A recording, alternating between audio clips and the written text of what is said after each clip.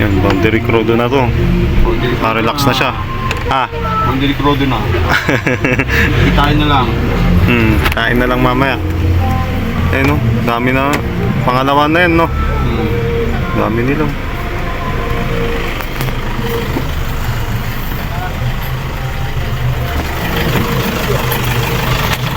Mga karod, kung makikita nyo ay nakailaw ang kanyang fog light. Akala ko anytime sa mga oras na ito di-discharge ang sasakyan niya. Ito nagtambay na lang kami ng kasama kong si Baby John. Dahil dito inihintay po namin yung mga sakay naming mga senior. Talagang parang nasa heaven ka na nagpa-fog.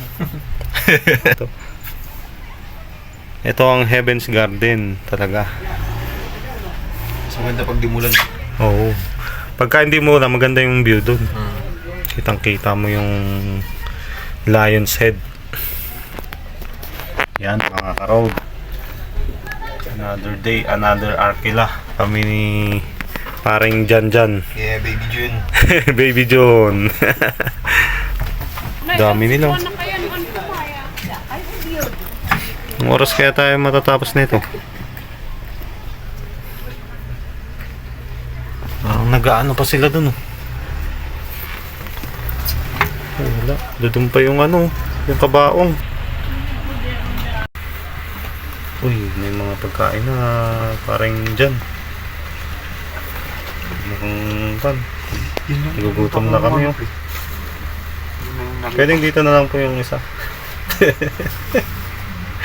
Yun na yung nakita ko nagbababa ng pagkain yung mga dilim. Oo. Binigyan pa ganyan. Sabi nung lalaki kanina, agal-alya daw. Kailangan daw karwasan daw tong jeep ni parang dyan. Baka daw sumunod yung al-alya sa garahe nila boss. Huwag naman sana. Ayun dami. Paano kami makakaalis na ito ngayon mamaya? Mga ka-road.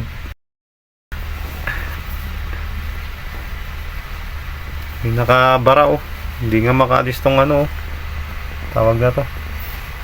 Funeral na van. Hanggang kuwan daw tayo dito, pre. Alauna. Sagad na nila. Hintayin pa natin na itong second batch, may libing. Libing yan, basta pag dito libing. Tapos pag doon sa taas, cremate. Ay, sa Trinidad dyan? Ay, tapos dito nilibing? Layo naman, no? Trinidad pala yung funeral na yun. Mamblema sila kung paano sila alis,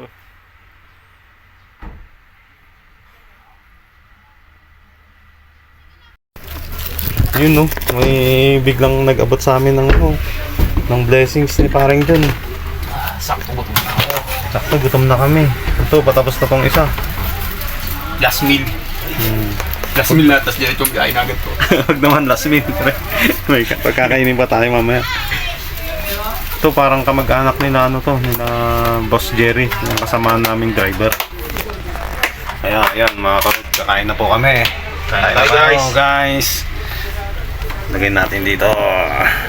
Dito habang kumakain kami ay wala po akong kaalam-alam na naka-switch pala yung ignition ng aking jeep. Mga karod, kanina yung nakita nyong sasakyan kanina ay nakabukas yung kanyang fog light. Kaya ang akala po namin ay madi-discharge to mamaya-maya. Pala ang mangyayari dito mga karod, yung ating jeep pala ang madi-discharge. Kaya sobrang aburido po ako ng mga time na ito. Yung kasama ko nakaalis na po dahil nagmamadali yung kanyang mga sakay na senior. Naaburido ako, hindi ko na alam ang gagawin ko. Buti na lang yung pangatlong ililibing po may kasama silang jeep ng Kias. Shoutout po sa iyo sir na driver ng jeep ng Kias. Kung mapapanood mo lang ito sir, salamat po. Maraming salamat sa iyo sir dahil tinulungan mo akong makaalis dito sa Heaven's Garden. Ano pang naisip naming paraan upang ito ay ma-start lamang, ngunit sa huli nakahanap po kami ng paraan at yun nga po, pinahiraman po kami ng makapal na tali at nila ako ng jeep ng Kias at kaya po na-start ko na po ito dahil ito po ay kinadyot ko.